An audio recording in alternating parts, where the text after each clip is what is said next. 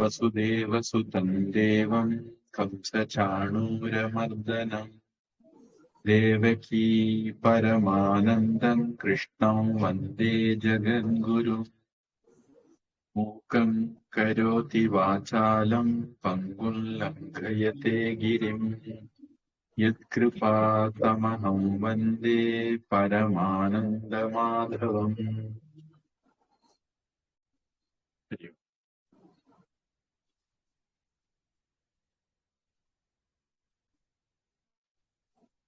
நாம பகவத்கீதையில 2வது அத்தியாயம் உபதேசம் தொடங்கி இருக்கிறோம்.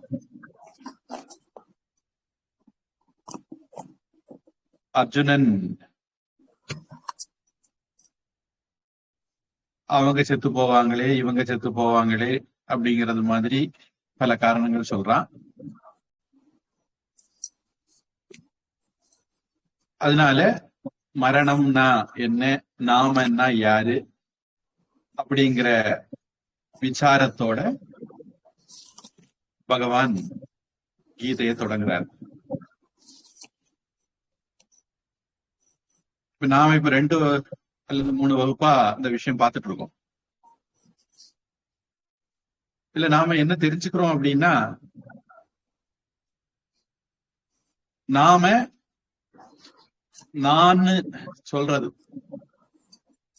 இப்ப ஆத்மா அப்படிங்கிற தமிழ்ல மொழிபெயர்த்தா நான் தான் சொல்லணும். ஆனா நீங்க நான் அப்படின்னா ஒரு அபிப்பிராயம் வச்சிருக்கீங்க. அதனால இப்போதைக்கு ஆத்மா நான் அப்படின்னு 2 ஆட்டி சொல்ற மாதிரி சொல்றேன்.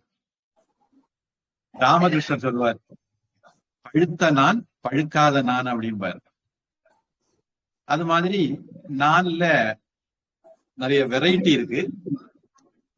உண்மையான நான், நாம கற்பனை பண்ற நான், அப்படி எல்லாம் வித்தியாசம் இருக்கு. இப்போதைக்கு நம்ம நம்முடைய குழப்பத்தோடையே விஷயத்தை அணுகுவோம். அப்ப கிருஷ்ணன் முதல்ல நமக்கு மரணம் இல்லை அப்படிங்கிற விஷயத்த சொல்றார். ஆத்மாவுக்கு மரணம் இல்லை அப்படிங்கிற விஷயத்த சொல்றார். நாம இதுக்கு முன்னாடி இல்லாம இருந்ததில்லை, இனிமேல் இல்லாம இருக்க போறதில்லை, இப்பவும் இருக்கிறோம். ஆத்மா நித்தியமானது. இதுதான் நாம சத் அப்படின்னு ஒரு லட்சணம் சொல்றோம். அப்போ ஆத்மானா என்ன அப்படிங்கிறதுக்கு ஒரு டெபினிஷன், வரையறை. சத் எப்போதும் உள்ளது, நிரந்தரமானது, நித்தியமானது அப்படிங்கிறத 2வது அத்தியாயம் 12வது ஸ்லோகத்துல பகவான் சொல்றாரு. பொதுவா நிறைய பேரு ஆத்மா உண்டா இல்லையா, கடவுள் உண்டா இல்லையான்னு எல்லாம் தர்க்கம் பண்ண ஆரம்பிச்சிருவாங்க. ஆத்மானா என்னது, கடவுள்னா என்னதுன்னு புரிஞ்சுக்காமலேயே தர்க்கம் பண்ண ஆரம்பிச்சிருவாங்க. ஒரு பெரியவர், அவர் பகவத்கீதை ரொம்ப பிடிக்கும். இன்ஜினியரிங் எல்லாம் படிச்சவர். அந்த காலத்துல அவர் இன்ஜினியரிங் எல்லாம் படிச்சவர். அவருடைய வயசுல 50-60 வயசு வருஷங்களுக்கு முன்னாடி அவரு பகவத்கீதை படிச்சுக்கிட்டு என்கிட்ட சொல்லுவாரு, அது பகவத்கீதையில இந்த ஆத்மா ஆத்மான்னு ஒரு விஷயம் சொல்றாங்க, அது அப்படி ஒண்ணு இருக்கிறது மாதிரி தெரியல அப்படின்னு ஒரு அடி அடிச்சார். அதாவது பகவத்கீதையினுடைய முக்கியமான உபதேசத்தை படிச்சுக்கிட்டு அவரு வந்த முடிவு என்ன அப்படின்னா, ஆத்மான்னு ஒண்ணு இருக்குது மாதிரி தெரியல, அது சொல்லுறத பார்த்து சும்மா ஏமாத்துறாங்கன்னு தோணுது அப்படின்னாரு. ஆத்மா அப்படிங்கிறதுக்கு சாஸ்திரம் சொல்லக்கூடிய முதல் டெபினிஷன், அது நித்தியமானது, சத்தியம், சத்து. இது நல்ல மனசுல வச்சுக்கோங்க. அப்ப எது அழியாததோ அது ஆத்மா. இப்போ இதனுடைய இன்னொரு ஷேடு, இன்னொரு கோணத்தை பகவான் ஆரம்பிச்சாரு. அது மாறாதது அப்படின்னார். உடல்ல நிலைகள் மாறலாம், குழந்தை, இளமை, முதுமை அப்படின்னு நிலைகள் மாறலாம். ஆனா உடல் மாறது இல்லை, அதுக்குள்ள இருக்கக்கூடிய சரீரி தேகம் நான் மாறுறது இல்ல, அந்த மாறாத ஆள் தான் ஆத்மா அப்படின்னு அடுத்த சொன்னார். அப்ப ஆத்மாவுக்கு இரண்டாவது விளக்கம் மாறாதது, நிர்விகாரி. இதுல கொஞ்சம் லாஜிக்கல் எல்லாம் போனா என்ன சொல்லுவோம், எது மாறுதோ அது அழியக்கூடியது. அப்போ ஆத்மா அதனாலே மாறாதது. இதெல்லாம் சொல்றதுக்கு பின்னாடி நிறைய காரணங்கள் இருக்கு. இப்போதைக்கு மாறக்கூடியதுன்னா அழியும், ஆத்மா நித்தியமானது, அதனால அது மாறவும் செய்யாது அப்படிங்கிற முடிவுக்கு வரும். அப்ப நம்முடைய உடல் மாறுது, உடல் மாறினாலும் நாம நான் நான் நான் சொல்றது மாறுறது இல்ல. அந்த எந்த இது நான் நான் சொல்லுதோ மாறாம இருந்துகிட்டு அதுதான் ஆத்மா அப்படிங்கறத அடுத்த 13வது ஸ்லோகத்துல சொன்னார். இப்ப இந்த இதெல்லாம் படிச்ச உடனே நமக்கு இப்போ தெரியும், நான் இந்த உடம்பு இல்லை. இது ஒருவேளை இன்ஃபர்மேஷனா நமக்கு இருந்ததுன்னா இதனால நமக்கு எந்த பிரயோஜனமும் வராது. இதுவே நமக்குள்ள ஒரு டிரான்ஸ்பர்மேஷன் ஆச்சுதுன்னா, அதாவது நமக்கு இது ஞானமாக வந்ததுன்னா, நாம இப்ப படிச்ச இந்த விஷயமே நமக்கு ஞானம் ஆயிட்டுன்னு வச்சுக்கோங்க. நான் உடல் இல்ல, சரீரம் அப்படின்ட்டு நமக்கு ஞானம் ஆயிட்டதுன்னு வச்சுக்கோங்க. இப்ப என்ன ஆகும், நான் குள்ளமா இருக்கிறேன் அப்படிங்கிறது உடலுடைய விஷயம், என்னுடைய விஷயம் இல்ல. அந்த காம்ப்ளெக்ஸ்ல இருந்து நாம விடுபட்டுருவோம். நான் கருப்பா இருக்கிறேன், கருப்புங்கிறது உடலுடைய விஷயம், என்னுடைய விஷயம் இல்ல. அந்த காம்ப்ளெக்ஸ்ல இருந்து விடுபட்டுருவோம். நான் குண்டா இருக்கிறேன், குண்டுங்கிறது உடம்புடைய விஷயம், என்னுடைய விஷயம் இல்ல. அதுல இருந்து விடுபட்டுருவோம். இப்படி ஒரு பெரிய பட்டியல். உடம்பு நிறைய விஷயம் நம்ம இன்னும் கத்துக்க போறோம், இன்னும் நிறைய இது போறோம். ஆனா இந்த முதல் ஸ்டெப்லயே பாருங்க, நாம இந்த உடம்பு இல்லைங்கிற ஞானம் நமக்கு வந்துட்டாலே நம்முடைய காம்ப்ளெக்ஸ்ல ஒரு 70-80% போயிடும். அந்த காம்ப்ளெக்ஸ் போயிருந்தா நமக்கு ஞானம் வந்துட்டுன்னு அர்த்தம். காம்ப்ளெக்ஸ் போகலைன்னா நமக்கு இது ஞானம் ஆகல, வெறுமனே இன்ஃபர்மேஷனா போய் உட்கார்ந்து இருக்கு அப்படின்னு அர்த்தம். இப்போ நான் ஆணு, நாம் பெண்ணு. நான் ஆணு அப்படிங்கறதுனால ஒரு சுப்பீரியாரிட்டி காம்ப்ளெக்ஸும் இல்ல, நாம் பெண்ணுங்கிறதுனால ஒரு இன்ஃபீரியாரிட்டி காம்ப்ளெக்ஸும் இல்ல. அது நமக்கு வராது. அல்லது இது ஆணாதிக்க சமுதாயம் என்ன பெண்களை அடிச்சு என்ன ஒடுக்குது, சபரிமலைக்கு பெண்கள் போகக்கூடாது பெண்கள் போகக்கூடாதுன்னு கேச போட்டாங்க. இது அநியாயம், அக்கிரமம், எங்களுக்கு நீதி வேணும் அப்படின்னு பைத்தியக்கார கோர்ட்டும் தீர்ப்பெல்லாம் சொல்லிச்சது. கடைசியில பார்த்தா திரௌபதி முர்முன்னு ஒரு அம்மா போய் சாமி கும்பிட்டுட்டு வராங்க. இங்க பெண்களை போகக்கூடாதுன்னு சொன்னவன் எல்லாம் மூஞ்சி எக்கு விட்டு வைக்க போறான்னு தெரியல. காலாகாலத்துக்கும் சபரிமலையில பெண்களை போய் வந்துட்டு தான் இருக்காங்க. ஏதோ பெண்களை போக விடுறது இல்லைங்கிறது மாதிரி ஒரு பிரமைய கிளப்பினாங்க. இதெல்லாம் காம்ப்ளெக்ஸ்னால வர்றது. நாம் பெண்ணு என்ன, நான் மனசு படி இருக்க முடியல, தண்ணி அடிக்க முடியல, சிகரெட் பிடிக்க முடியல, துணி இல்லாம நடக்க முடியல.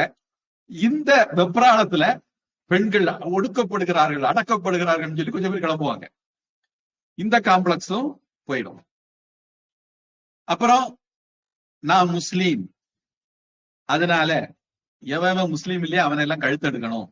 நான் கிறிஸ்தவன், அதனால இன்னொருத்தனை கிறிஸ்தவ மதத்துக்கு மாத்தினாதான் எனக்கு சொர்க்கம் தருவாரு இயேசு. இந்த காம்ப்ளெக்ஸ் எல்லாம் போயிடும். இயேசு இப்படி வேற சொல்லியிருக்காரு, எவன் ஒருவன் இன்னொருத்தனை இந்த மார்க்கத்தான் ஆக்கும்படி செய்கிறானோ அவன் 2 பங்கு நரகத்துக்கு போகிறான் அப்படின்னு பைபிள்ல இருக்கு. பாவம், இவங்க பைபிளை ஒழுங்கா படிச்சது இல்ல, அதனால அடுத்தவன் மதம் மாத்துறதுனாலே சொர்க்கம் கிடைக்கும்னு ஏமாந்து இருக்காங்க. என்ன பாதிரியார் சொல்லி கொடுக்கறதுன்னு அவங்களுக்கு தெரியும், பாவம் ஏமாறதான் வேணும். அவங்க புக்கு படிச்சாலே உருப்பட்டுருவாங்க. எனக்கு தெரிஞ்சு விவேகானந்த சாமி அழகா சொல்லுவார், அவர்கள் தீர்க்கதரிசிகள் சொன்னதே அவர்கள் கேட்கவில்லை, அதனால முன்னேற உருப்பட்டார்கள். நம்முடைய தீர்க்கதரிசி சொன்னதை நாம கேட்கல, அதனால நாம நாசமா போறோம் அப்படின்னு. அதாவது நாம பகவத்கீதை படிக்கலையா, அதனால நாம நாசமா போறோமா. இயேசு கிறிஸ்து என்ன சொன்னாரோ அதை அவங்க கடைபிடிக்கல. ஒரு கன்னத்தில் அறைந்தாலும், ஒரு கன்னத்துல வலது கன்னத்தில் அறைந்தாலும் இடது கன்னத்தை காட்டணும்னு சொன்னாரு. அவங்க அதை கடைபிடிக்கல, எல்லாருக்கும் வயிற்றுலயும் அடிச்சாங்க, அதுல அவங்க நல்லா இருந்தாங்க அப்படிங்கிற மாதிரி விவேகானந்த சாமி சொல்லுவார். அப்போ நான் என்ன முஸ்லீம் சொல்ல வைக்கிறது என்னுடைய இந்த உடம்பு, என்ன கிறிஸ்தவன் சொல்ல வைக்கிறது என்னுடைய இந்த உடம்பு, நான் ஐயர்னு சொல்ல வைக்கிறது என்னுடைய உடம்பு, நான் ஹரிஜன் சொல்ல வைக்கிறது என்னுடைய உடம்பு. இப்ப எப்போ நான் உடம்பு இல்லைங்கிற தகவல் நமக்கு ஞானமா மாறுதோ அப்பவே அந்த காம்ப்ளெக்ஸ் எல்லாம் அடிபட்டுரும். அத மாதிரி அம்மா பிள்ளை உறவு, எனக்கு எங்க அம்மா இறந்து போனாங்க, அதனால அம்மா இறந்து போனா யாரும் பிரச்சனை இல்லை. எனக்கு இந்த காலத்துல, நவீன காலத்துல அதெல்லாம் பிரச்சனை இல்லை. நவீன காலத்துல என்ன பிரச்சனை, என்னுடைய காதலன் இறந்து போனார் அல்லது என் காதல் இறந்து போனா நானும் தற்கொலை பண்ண போறேன். காதலன் காதலிங்கிறது என்ன பாயிண்ட் ஆஃப் வியூல, இந்த உடம்பு பாயிண்ட் ஆஃப் வியூல. அம்மா அப்பா பிள்ளைகள்ங்கிறது இந்த உடம்பு பாயிண்ட் ஆஃப் வியூல. அப்போ இப்படி ஏற்படக்கூடிய காம்ப்ளெக்ஸ் எல்லாம், கவலைகள் எல்லாம் நம்மளை விட்டு போயிடும். அப்புறம் நான் அறிவாளி, நான் அல்லது இன்னொருத்தர் முட்டாளு, இதுவும் இந்த உடம்பு பாயிண்ட் ஆஃப் வியூல தான் நமக்கு உருவாகுது. கொஞ்சம் ஒரு ஸ்டெப் இன்னும் தெளிவா சொல்றேன்னா, நம்முடைய விஞ்ஞானமய கோஷத்திலிருந்து வருதுன்னு சொல்லலாம், விஞ்ஞானமயத்திலிருந்து வருதுன்னு சொல்லலாம். அது கொஞ்சம் ஆழம் நம்ம பிறகு பார்த்துக்கலாம். இப்போதைக்கு இந்த உடம்பு அப்படிங்கிறதுல இருந்தே நம்ம பேசுவோம். அடுத்தது, நான் அந்தஸ்துல பெரியவன். இந்த அந்தஸ்துங்கிறது எப்படி வருது, உடம்ப வச்சு வருது. நான் உடம்பு இல்லைன்னு ஒரு ஞானம் ஒருத்தனுக்கு வந்தா அந்தஸ்து சம்பந்தமான காம்ப்ளெக்ஸ் அவனுக்கு இல்லை. நான் உயர்ந்தவன், இன்னொருத்தன் தாழ்ந்தவன், இது எதனால வருது, இந்த உடம்ப வச்சுதான் வருது. அப்போ இந்த கீதை ஸ்லோகங்கள் கொடுத்த தகவல் நமக்குள்ள ஞானமா மாறிச்சதுன்னா எவ்வளவோ குழப்பங்கள் சமுதாயத்துல இருக்காது. நமக்கு ஏற்படக்கூடிய காம்ப்ளெக்ஸ் நிறைய இல்லாம போயிடும். அதனால நாம நிம்மதியை, அந்த அளவுக்கு நிம்மதியை அடைவோம் அப்படிங்கிற ஒரு விஷயம் முக்கியம். அப்ப அதனால வெறுமனே வாரத்துக்கு ஒரு இதை நம்ம கேட்டுட்டு போறதுனால அது நமக்குள்ள எந்த மாற்றத்தை ஏற்படுத்தாது. நாம இத தியானம் பண்ணணும், சிந்திக்கணும். நான் உடம்பு இல்லை, இப்ப நமக்கு என்னென்ன கவலை இருக்கு. இப்போ எனக்கு அடுத்த வேளை சாப்பாட்டுக்கு இல்லை அப்படின்னா அது ஒரு நியாயமான கவலை, நியாயமான பிரச்சனை. எனக்கு மழைக்கு ஒதுங்கிறதுக்கு ஒரு இடம் இல்லை அப்படின்னா அது ஒரு நியாயமான பிரச்சனை. ஆனா நான் அழகா இல்ல, எனக்கு குரல் நல்லா இல்ல, இப்படிங்கிறதெல்லாம் ஒரு நியாயமான பிரச்சனை கிடையாது. இனி ஒருவேளை அதெல்லாம் கூட நியாயமான பிரச்சனையை வச்சுக்கிட்டா, இந்த ஜென்மத்துல எனக்கு இந்த உடம்பு, இதுக்கு முன்னாடி அம்மை எத்தனை எத்தனை அம்மையோ, அப்பன் எத்தனை எத்தனை அப்பனோ, பிள்ளை எத்தனை எத்தனை பிள்ளையோ, பெண்டிர் எத்தனை எத்தனை பெண்டிரோ, பட்டினத்தார் அப்படி சொல்றாரு. எல்லா ஜென்மங்களையும் மனசுல வச்சுக்கிட்டு சொல்றாரு, இதுக்கு முன்னாடி எத்தனையோ அம்மா எனக்கு வந்து போயாச்சு, எத்தனையோ அப்பா வந்து போயாச்சு, எத்தனையோ பிள்ளைகள் பிறந்தாச்சு, எத்தனையோ வாழ்க்கை துணை வந்தாச்சு, ஒவ்வொரு பிறவிலையும் ஒவ்வொருத்தர் வந்து போயிருக்காங்க. அப்படி இருக்கும்போது நான் எதுக்கு அலட்டிக்கணும்? நிறைய பேருக்கு இந்த நவீன தலைமுறையில பிரச்சனை என்னன்னா, பிள்ளைகள், பிள்ளை 5ஆம் கிளாஸ் படிக்கும், எனக்கு கம்ப்யூட்டர் வாங்கித்தானா வாங்கி கொடுத்தாகணும், மொபைல் வாங்கித்தானா வாங்கி கொடுத்தாகணும், பைக் வாங்கித்தானா வாங்கி கொடுத்தாகணும். பிள்ளை கேட்கறதெல்லாம் வாங்கி கொடுக்கணும். பிள்ளைக்கு கண்ணுல கண்ணீரை பாத்திரவே கூடாது. பொதுவாக இப்படி ஒரு பாட்டு சொல்லுவாங்க, தென்னைய பெத்தா இளநீரு, பிள்ளைய பெத்தா கண்ணீரு அப்படின்னு. இது அந்த காலத்துல அவ்வளவு பொருந்தாது.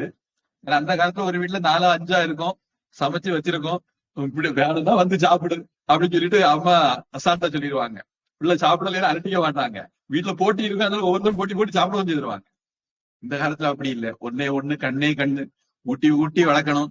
அப்படியும் பிள்ளை சாப்பிடாது. அந்த அட்டாச்மெண்ட் எனக்கு தெரிஞ்சு இந்த தலைமுறையில ரொம்ப அதிகம். நிறைய பிள்ளைகள் சீரழிகிறதுக்கும் அதான் காரணம். இந்த யாம் பிள்ளை அப்படிங்கிற உணர்வு எப்படி வருது? இந்த உடம்பு பெற்றதுனால தானே பிள்ளை. இந்த உடம்பை யாரோ பெற்றதுனால தானே அம்மா அப்பா. இந்த உடம்புக்கு கூட பிறந்ததுனால தானே சகோதரங்கள். இந்த உடம்போட சம்பந்தப்பட்டவங்களோட சம்பந்தப்பட்டதுனால தானே உறவுகள். எல்லாம் பாருங்க, உடம்ப மையமா வச்சுதான் நான் இந்த உடம்புங்கிற நினைப்பு இருக்கிறதுனாலதான் இவ்வளவு பிரச்சனைகள். எப்ப நான் இந்த உடம்பு இல்லை, நான் இந்த உடம்புக்குள்ள இருக்கிறவன் அப்படிங்கிற எண்ணம் நமக்கு வருதோ, அப்போ நமக்கு நிறைய பிரச்சனைகள் நம்மளை விட்டு உதிர்ந்து போயிடும். ரமண மகரிஷி வாழ்க்கையில இப்படி நடந்ததா சொல்லுவாங்க. குடும்பத்துல ஒருத்தர் இறந்துட்டாரு.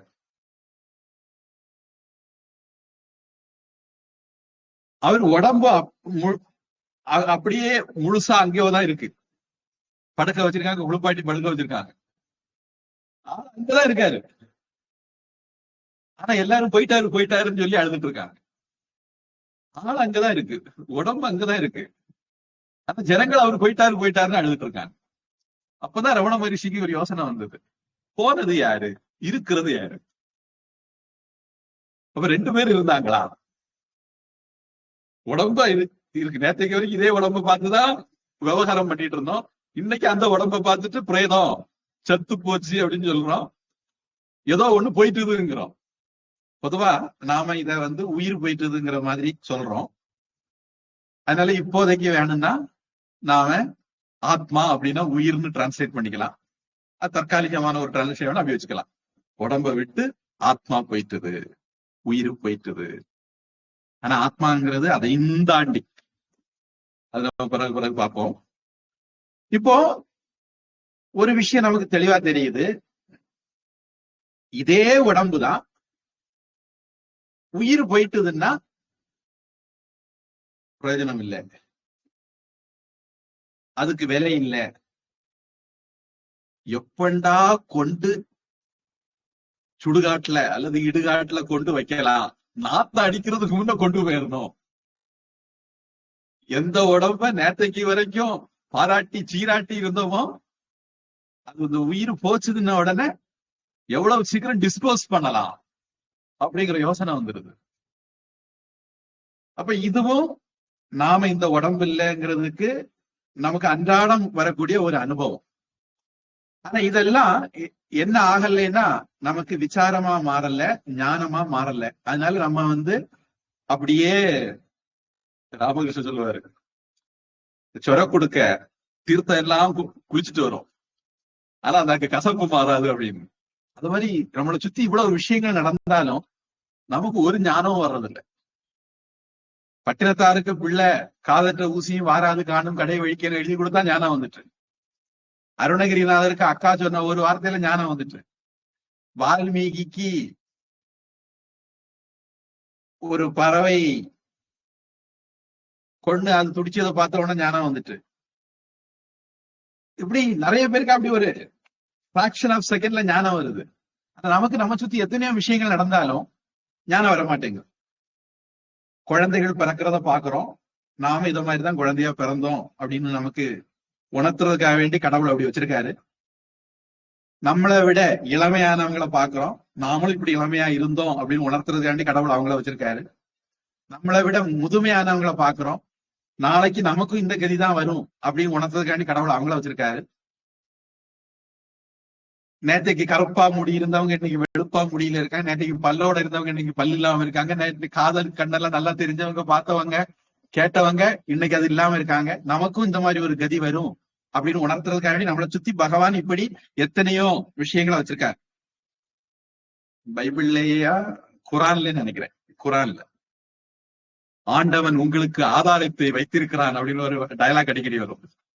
அது மாதிரி உங்களை சுத்தி பகவான் இப்படி எத்தனையோ விஷயங்களை வச்சிருக்காரு.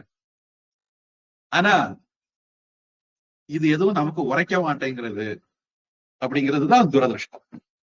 இதெல்லாம் உரைச்சால் நம்முடைய வாழ்க்கையே மாறி போகும்.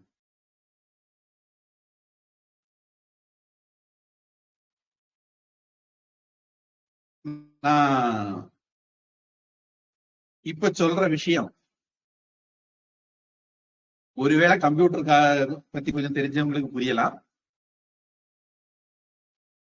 அல்லது புரியாமலும் போகலாம். உங்களால எவ்வளவு கிரகிக்க முடியுதோ நீங்க அவ்வளவு கிரகிச்சா போதும். ஒரு நல்ல உதாரணங்கிறதுக்காக அதை சொல்றேன். விர்ச்சுவல் மெஷின் அப்படின்னு ஒரு கான்செப்ட் இருக்கு. அதாவது நீங்க வச்சிருக்கிறது விண்டோஸ் எக்ஸ்பியா இருக்கலாம், 7 இருக்கலாம். இன்னைக்கு விண்டோஸ் 10 போன வாரத்துல இருந்து அவுடேட் ஆயிட்டு, இனிமேல் சப்போர்ட் எல்லாம் தர மாட்டாங்களாம். பொதுவா எந்த ஒரு சிஸ்டமும் நீங்க லினக்ஸ் போட்டீங்கன்னா ஜோரா வேலை செய்யும், ஒண்ணும் கவலைப்படுறதுக்கு ஒண்ணும் இல்ல. இந்தியன் கவர்மெண்ட் பாஸ் லினக்ஸ்னு ஒண்ணு இருக்கு, வச்சிருக்குது. ஜெயலலிதா தான் போட்டு கொடுத்தா. அதை போட்டுக்கிட்டீங்கன்னா உங்களுக்கு கம்ப்யூட்டர் யூஸ் பண்றதுல ஒரு பிரச்சனையும் கிடையாது. மெமரி, ரேம், ரோம் ஒண்ணு நீங்க கவலைப்பட வேண்டாம். ஒரு எல்லா office, PDF, audio player, video player எல்லாம் சேர்த்து வந்துடும் பாஸ் இன்ஸ்டால் பண்ணாலே. இப்போ நம்முடைய ஒரு பழைய சிஸ்டத்துல நாம விண்டோஸ் 11 ரன் பண்ணணும்னு வச்சுக்கோங்க, அல்லது விண்டோஸ்ல லினக்ஸ் ரன் பண்ணணும்னு வச்சுக்கோங்க, அல்லது லினக்ஸ்ல விண்டோஸ் ரன் பண்ணணும்னு வச்சுக்கோங்க. இல்ல நம்ம கம்ப்யூட்டர்ல ஆண்ட்ராய்டு ரன் பண்ணணும்னு வச்சுக்கோங்க. இதுக்கெல்லாம் வழிமுறை வச்சிருக்காங்க. அந்த கான்செப்டுக்கு பேர் தான் விர்ச்சுவல் மிஷின் பேர். விர்ச்சுவல் மிஷின்னா என்னன்னா, ஒரு போலி உலகம் இருக்கிறது மாதிரி இருக்கும், ஆனா இருக்காது. இப்ப விண்டோஸ்ல virtual box, Oracle கம்பெனிக்காரங்க virtual box ஒண்ணு போடுறாங்க, VMware அப்படின்ட்டு ஒரு கம்பெனிக்காரங்க போடுறாங்க. இப்படி பல சாப்ட்வேர் இருக்கலாம். நான் பிரபலமான 1-2 பேரை சொல்றேன். லினக்ஸ்லயும் இத மாதிரி விர்ச்சுவல் பாக்ஸை போட்டு நீங்க இது பண்ணிக்கலாம்.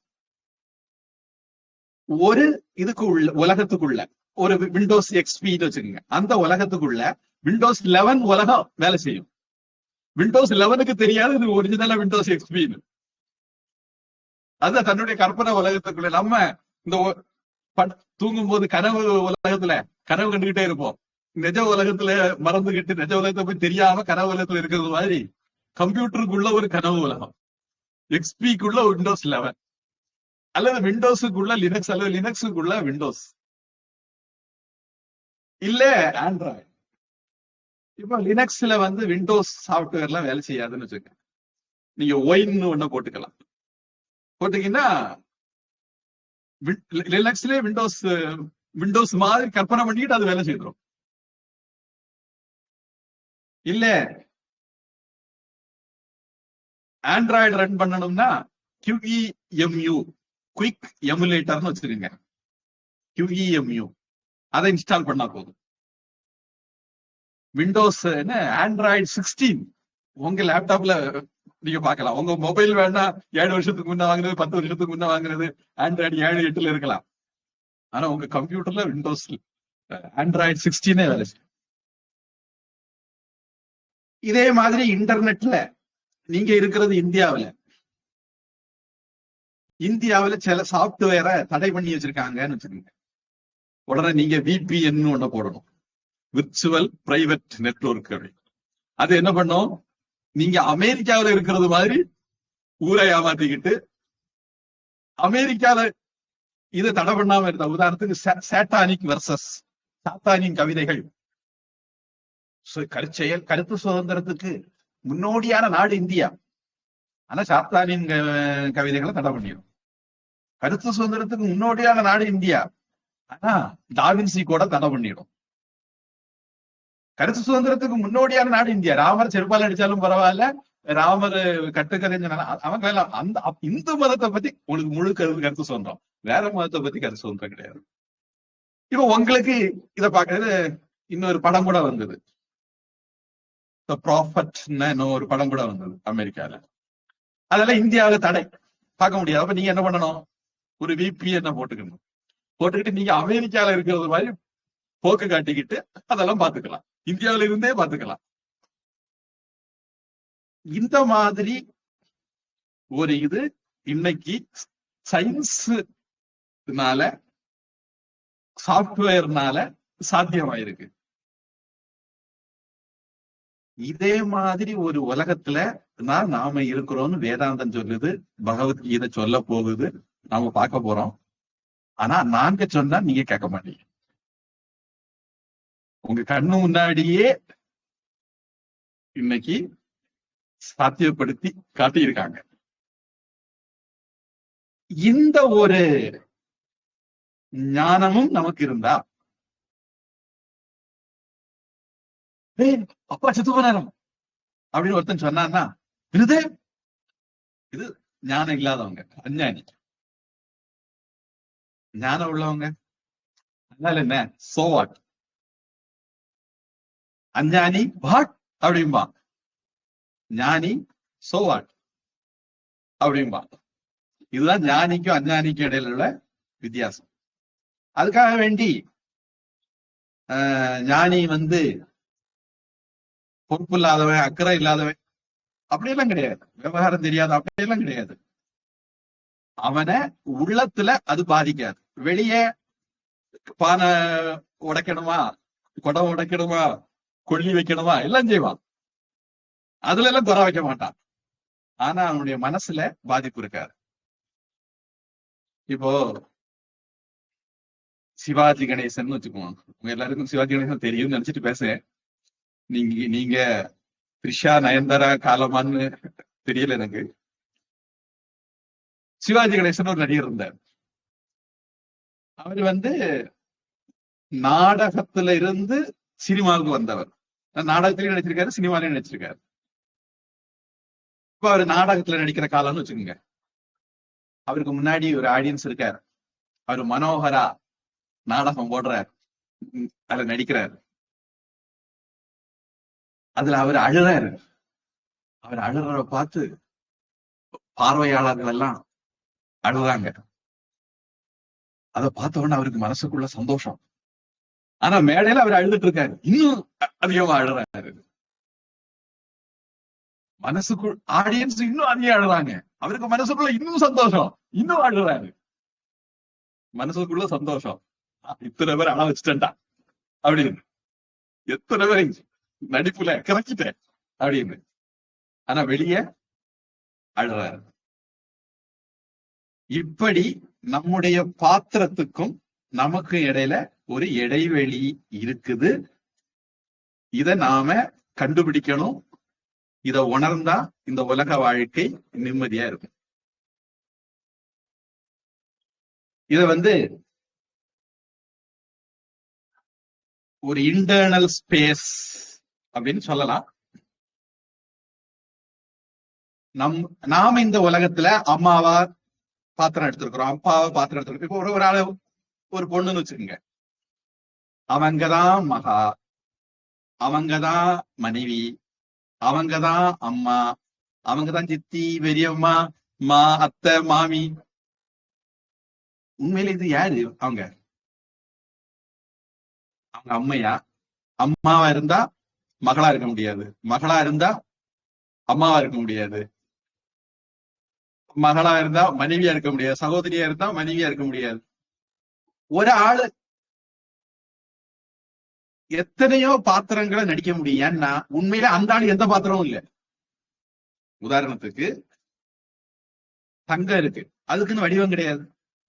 நீங்க அதை மூக்குத்தியாக்கன்னா மூக்குத்தியாக்கலாம், கம்மலாக்கன்னா கம்மலாக்கலாம், வளையலாக்கன்னா வளையலாக்கலாம், மோதிராக்கன்னா மோதிராக்கலாம். ஏன்னா தங்கத்துக்குன்னு வடிவம் இல்லை, அதனால அது எந்த வடிவத்தையும் எடுக்க முடியும்.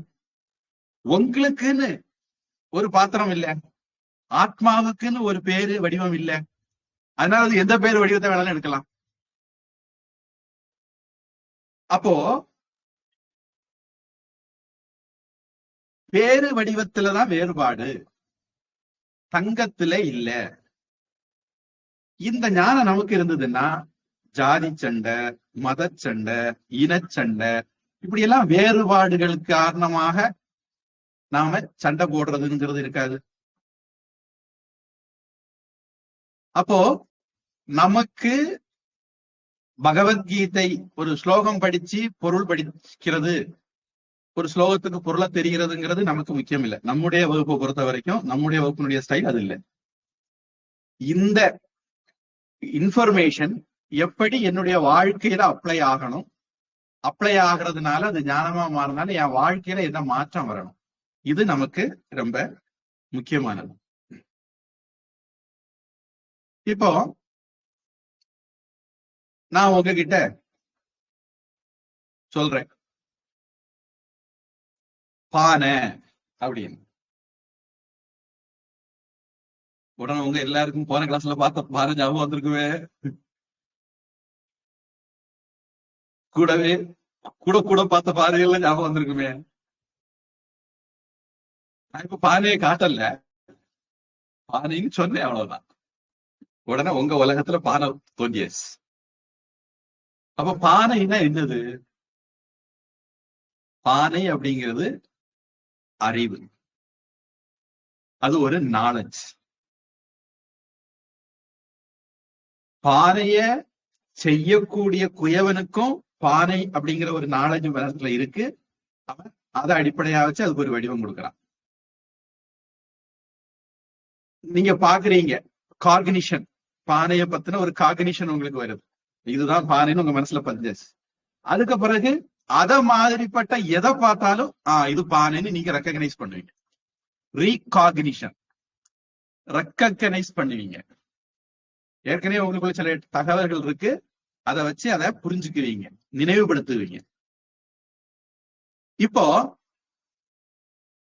நான் உங்களுக்கு பானையை காட்டினேன், உங்க பானைக்குள்ள உங்க மண்டைக்குள்ள அத்தனை பானை நிக்குமா?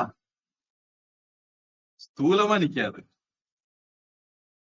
ஆனா சாப்ட்வேர் ஃபார்ம்ல உங்க மண்டைக்குள்ள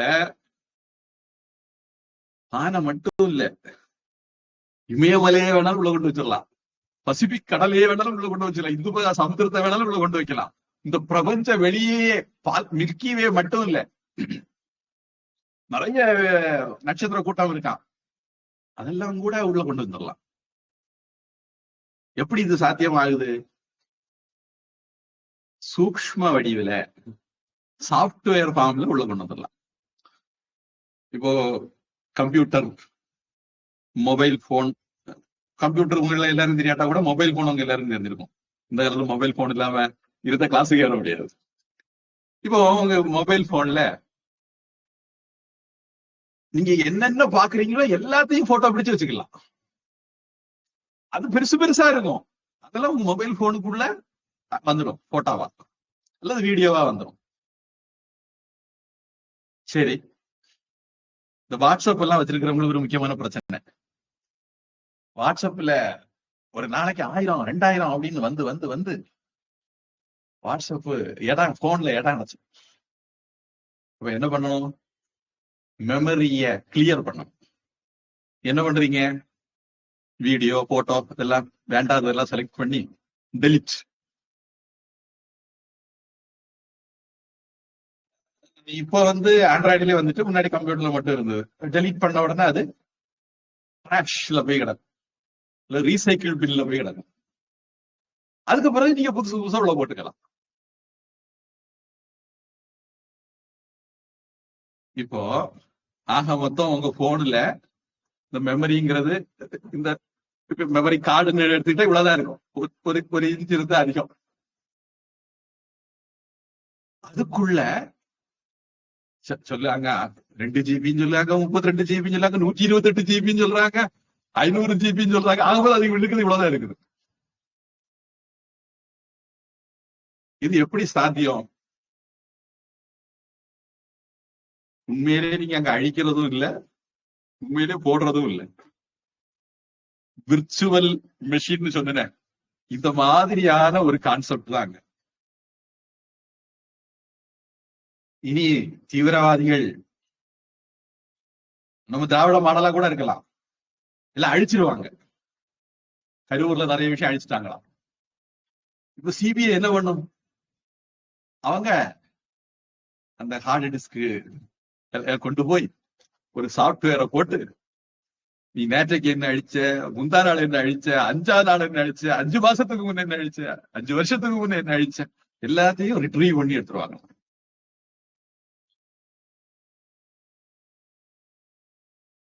இப்ப நியாயமா ஒரு ஹார்ட் டிஸ்க்கு அல்லது மெமரி கார்டுங்கிறது ஒரு 2 ஜிபி மெமரி உள்ளதுன்னு வச்சுக்கோ, ஒரு பேச்சுக்கு. அது நீங்க 2 ஜிபி போட்டோன்னா நிறைஞ்சிடும், அது கூட போட முடியாது. நீங்க அழிச்சேன்னு சொன்னோட அழியுமா? இடம் வந்துருமா? நீங்க அழிச்சா குளிச்சா விளையாடி ஒரு 5 வருஷம் விளையாடிட்டீங்கன்னு வச்சுங்க, இந்த 5 வருஷம் விளையாடுன்னு அழிச்சாங்க குளிச்சா ஒரு 500 ஜிபி வந்துடும். அது மொத்தம் 2 ஜிபி மெமரி கார்டு ஆகும். நீங்க அழிச்சா குடிச்சா விளையாடி விளையாடி அது 5 வருஷத்துல 500 ஜிபி வந்திருக்கும். இந்த 500 ஜிபி டேட்டாவை ரெக்கவர் பண்ணி எடுப்பாங்க.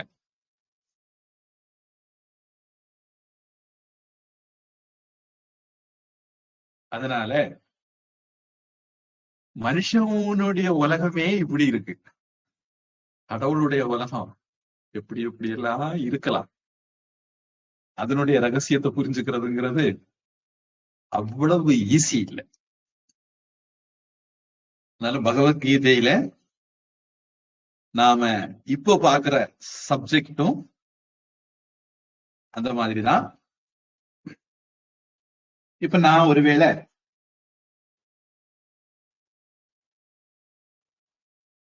இந்த பானை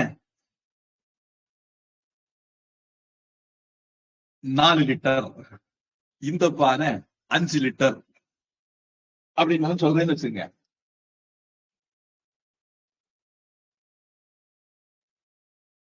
இந்த பானை 3 லிட்டர், 5 4 3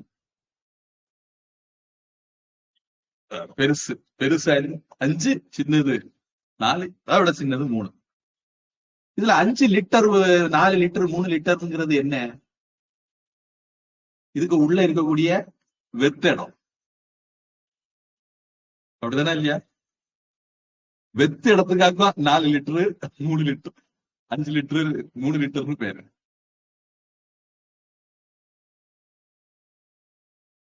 இந்த வெத்து இடத்துல எவ்வளவு நீங்க ஃபில் பண்ணலாம் அப்படின்னு ஒரு அளவு வச்சுக்கிட்டு 5 லிட்டர் பானை, 4 லிட்டர் பானை, 3 லிட்டர் பானை அப்படின்னு சொல்றீங்க. இந்த வெத்து இடம் எப்படி வந்தது? எங்கேயும் நிறைஞ்சிருக்கக்கூடிய இந்த இடத்துல கொஞ்சத்தை நீங்க பிரிச்சு எடுத்துக்கிட்டீங்க, ஒரு சோறு கட்டி பிரிச்சு எடுத்துக்கிட்டீங்க. எங்கேயும் நிறைந்த வெளிய ஒரு சோறு கட்டி பிரிச்சு எடுத்துக்கிட்டீங்க. 5 லிட்டர் பானை, அதுக்கு ஒரு பேரு வடிவம். 4 லிட்டர் பானை, 3 லிட்டர் பானை, இப்படி எங்கேயும் நிறைஞ்சிருக்கக்கூடிய ஒரு தத்துவத்தை, அதை இப்போதைக்கு நான் ஆத்மான்னு சொல்றேன். அந்த ஆத்மால இப்படி ஒன்ன பிரிச்சு எடுத்துக்கிட்டு வேதனிஷ்டானந்தா, அப்படி ஒண்ணு பிரிச்சு எடுத்துக்கிட்டு நிர்மலானந்தா, இன்னொன்னு பிரிச்சு எடுத்துக்கிட்டு கோபாலானந்தா, இன்னொன்னு பிரிச்சு எடுத்துக்கிட்டு ஷீபா, இன்னொன்னு பிரிச்சு எடுத்துக்கிட்டு குமாரி உஷா, இன்னொன்னு பிரிச்சு எடுத்துக்கிட்டு யாமினி, இன்னொன்னு பிரிச்சு எடுத்துக்கிட்டு ஜெய்சங்கர்ஜி, இன்னொன்னு பிரிச்சு எடுத்துக்கிட்டு உஷா, இன்னொன்னு பிரிச்சு எடுத்துக்கிட்டு கவிதா, இன்னொன்னு பிரிச்சு எடுத்துக்கிட்டு பிரதாபச்சந்திரன், இன்னொன்னு பிரிச்சு எடுத்துக்கிட்டு சமீமா, இன்னொன்னு பிரிச்சு எடுத்துக்கிட்டு வைரம். அப்ப நீங்களும் நானும் ஒன்னா வேறையா?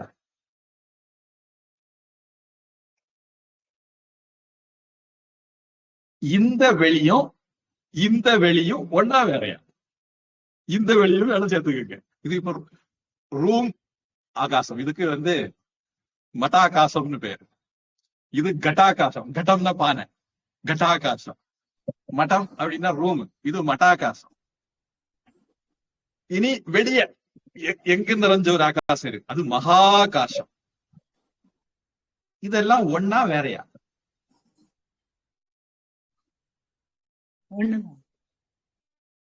நாம எல்லாரும் ஒண்ணுதான். ஆகாசம் அப்படிங்கிற ஸ்டாண்ட் பாயிண்ட்ல இருந்து, ஆத்மா அப்படிங்கிற ஸ்டாண்ட் பாயிண்ட்ல இருந்து நாம எல்லாரும் ஒண்ணுதான். எப்ப நமக்கு இது ஞானமா மாறுதோ, அப்படி இருக்கும்போது நமக்கு எல்லாரையும் நம்மள மாதிரி பாக்குற தன்மை வரும். இதுக்கு ஆங்கிலத்துல எம்பதி சொல்லுவாங்க. ஆத்ம ஞானம்ங்கிறது எம்பதியை விட பல மடங்கு உயர்ந்தது. விவேகானந்த சாமி கொழும்புட்டு அல்முறை ஸ்டாக்ல சொல்லுவார், உலகத்துல நான் ஏன் உண்மையை பேசணும், நான் ஏன் இன்னொரு உயிருக்கு கெடுதல் விளைவிக்க கூடாது, நான் ஏன் இன்னொருத்தரை ஏமாத்தக்கூடாது அப்படிங்கிறதுக்கு உலகத்துல எந்த மதத்திலையும் விட இல்லை. சனாதன தர்மத்துல மட்டும்தான் அதுக்கு விட இருக்கு. ஏன் அப்படின்னா, நான் உங்களை ஏமாத்தினால், நான் உங்களை ஏமாத்துறேன், என்னதான் ஏமாத்துறேன், ஏன்னா நீங்களும் நானும் வேற இல்லை. அதனால ஒழுக்க கருத்துக்களுடைய அடிநாதமான ஆத்ம ஏக்கத்துவம், சர்வாத்ம பாவம் அப்படிங்கிறது சனாதன தர்மத்துலதான் இருக்கு அப்படின்னு விவேகானந்த சாமி சொல்லுவார். கொழும்புட்டு அல்மோரா, அதுல முக்கியமா வேதாந்த சொற்பொழிவுகள் ரொம்ப அருமையா இருக்கும். விவேகானந்த சாமி இந்த வேதாந்த கருத்துக்கள் மூலமாக இந்தியாவில பெரிய மாற்றத்தை கொண்டு வரணும்னு நினைச்சாரு. விவேகானந்த சாமியுடைய விஷனே அதுதான் அப்படிங்கறது இந்த கொழும்புட்டு அல்முறை படிச்சா அவங்களுக்கு தெரியும். உண்மையிலே விவேகானந்த சாமியுடைய யோசனை என்னவா இருந்தது அப்படி. அவரு நிறைய புத்தகம் இருக்கு, கர்மயோகம் இருக்கு, பக்தி யோகம் இருக்கு, ஞான யோகம் இருக்கு, அவருடைய புத்தகங்கள் நிறைய இருக்கு. ஆனா அவருடைய இதயம் என்ன அப்படின்னு தெரியணும்னா கொழும்புட்டு அல்முறை படிக்கணும். சரி, அப்போ 12வது ஸ்லோகத்துல நீயும் நித்தியம் நானும் நித்தியம், நீயும் பொம்மை நானும் பொம்மை, நினைச்சு பார்த்தால் எல்லாம் பொம்மைன்னு ஒரு பாட்டு உண்டு. அது மாதிரி நீங்களும் நித்தியம் நானும் நித்தியம், இந்த ராஜாக்களும் நித்தியம் அப்படின்னு கிருஷ்ணன் சொன்னாரு.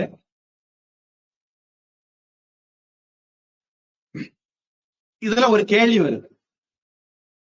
இது ஒரு சிக்கலான கேள்வி. இதுல நிறைய பேரு சிக்கலான கேள்வி ஏன் சொல்ல, நிறைய பேர் கன்ஃபியூஸ் ஆயிருக்கிறதா சொன்னேன். இன்ஃபினிட்டி, எத்தனை இன்ஃபினிட்டி இருக்கலாம்? ஒரு ஆள் பதில் சொல்லலாம், அது இன்ஃபினிட்டி, நிறைய இன்ஃபினிட்டி இருக்கலாம். இது உலகத்துல துவைத மதங்கள் எல்லாம், அத்வைதத்தை தவிர மீதி எல்லாரும் சொல்ற பதில் என்னன்னா, அது சைவம், வைஷ்ணவம், கிறிஸ்தவம், இஸ்லாம், பௌத்தம், சமணம், யார வேணா வச்சுக்கிட்டு உலகத்துல எத்தனை மதங்கள் தோன்றிச்சோ, இனி எத்தனை தோன்ற போது எல்லாரும் தான் சொல்ல போறாங்க. இன்ஃபினிட்டி எத்தனை இருக்கிறானா? இன்ஃபினிட்டி எத்தனை வேணாலும் இருக்கலாம். ஆனா வேதாந்தம் சொல்லுது இருக்கிறது ஒரே ஒரு இன்ஃபினிட்டி தான் அப்படின்னு வேதாந்தம் சொல்லுது. இருக்கிறது ஒண்ணுதான், ஏக்கமேவ அத்விதீயம், ரெண்டு கிடையாது. இதுக்குள்ளேயும் நிறைய நுணுக்கங்கள் இருக்கு. இது சாந்தோக்கிய உபநிஷத்துல வரக்கூடிய ஒரு வாக்கியம். அந்த உபநிஷத்துலதான் தத்துவமசி அப்படிங்கிற மகா வாக்கியம் வருது. அதுதான் சபரிமலையில மேல எழுதி போட்டிருக்காங்க. திரௌபதி முர்மு போன அந்த சபரிமலையில எழுதி போட்டிருக்காங்க. நம்ம சாமியுடைய குரு சின்மயானந்த சுவாமின்னு பேரு, அவர் சொல்லித்தான் சபரிமலையில அதை எழுதி போட்டாங்க அப்படிங்கிறது மாதிரி ஒரு கேள்வி எனக்கு. உண்மை என்னன்னு ஆராய்ச்சிக்குரிய விஷயம். அது நீதான், தத்துவமசி. நீ எதை தேடுறியோ அது நீதான். நீ எந்த நிம்மதியை தேடுறியோ அது நீதான். நீ எந்த கடவுளை தேடுறியோ அது நீதான். நீ எந்த ஆத்மாவை தேடுறியோ அது நீதான். இப்படி என்ன வேணா சொல்லிக்க. 12வது ஸ்லோகத்துல ராஜாக்களும் நித்தியமானவர்கள், அர்ஜுனனும் நித்தியமானவன், கிருஷ்ணனும் நித்தியமானவன் சொல்றதுல இருந்து நாம ஒரு விஷயத்தை யூகிக்கலாம். என்ன அப்படின்னா, கிருஷ்ணன், அர்ஜுனன், ராஜாக்கள் எல்லாரும் ஒரே சத்தியத்தினுடைய வேற வேற வடிவம் பேரும் அப்படிங்கிறது கூட நாம யூகிக்கலாம். அதுல வெளிப்படையா இல்லை, ஆனா நாம அதை யூகிக்கலாம். ஒரே ஆத்மா,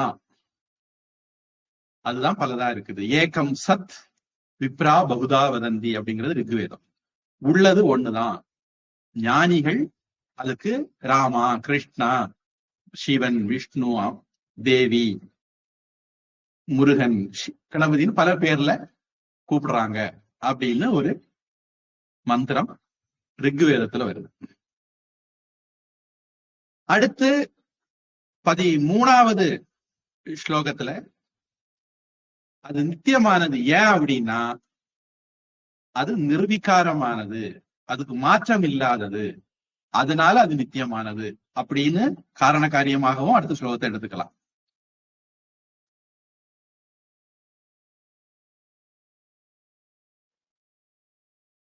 தீரஸ்தத்ரத முஹ்யதி, அறிவாளி இதுல மோகம் அடைய மாட்டான். அர்ஜுனா, உனக்கு இப்ப என்ன வந்திருக்கு? மோகம் வந்திருக்கு. ஆனா உண்மையான அறிவாளிக்கு மோகம் வராது. அவனுக்கு தெரியும், நான் ஒரு ஆளுதான், என்னுடைய உடல் பருவங்கள் மாறலாம், ஆனா நான் கிருஷ்ணன் இன்னும் ஒரு உதாரணம் அடுத்து சொல்ல போறாரு. அதனால நான் இப்போதைக்கு அந்த உதாரணத்தை சொல்லாம தவிர்க்கிறேன். இதே மாதிரி இன்னொரு அற்புதமான உதாரணம் சொல்ல போறாரு. இப்போ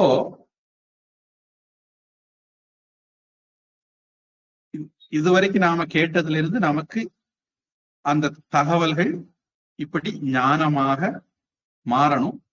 மாறுறதுக்கு நம்ம பயிற்சி பண்ணணும். அந்த பயிற்சிய மனனம், நிதித்தியாசனம் அப்படின்னு சொல்லுவாங்க. இத நம்முடைய இரத்தத்தோட ரத்தமாக கலர வைக்கணும். இந்த அறிவை ஒவ்வொரு பிரச்சனை வரும்போதும், இந்த பிரச்சனை யாருக்கு? முடி நரைச்சிட்டது, இது யாருக்கு? இது முடிக்கியோட பிரச்சனையா? பிரச்சனை கிடையாது. பிரச்சனைகளை லோக்கலைஸ் பண்ணணும். நாம என்ன பண்றோம்? ஐயோ எங்க வலிக்கு, துள்ளி குதிக்கிறத பார்த்தா மொத்த உடம்பு வலிக்கிற மாதிரி தெரியும். கை வலிக்கா, கையை மொத்தமா வலிக்கு. இல்ல கையில விரல் வலிக்கு, விரல் மொத்தமா வலிக்கு. இல்ல சுட்டு விரல் மொத்தமா வலிக்கு. இல்ல சுட்டு விரல்ல ஒரு சின்ன வெட்டுப்பட்டு, மரக்கறி வெட்டும் போதோ தேங்காய் திருவும் போதோ சின்ன வெட்டுப்பட்டு, அங்கதான் வலிக்குது.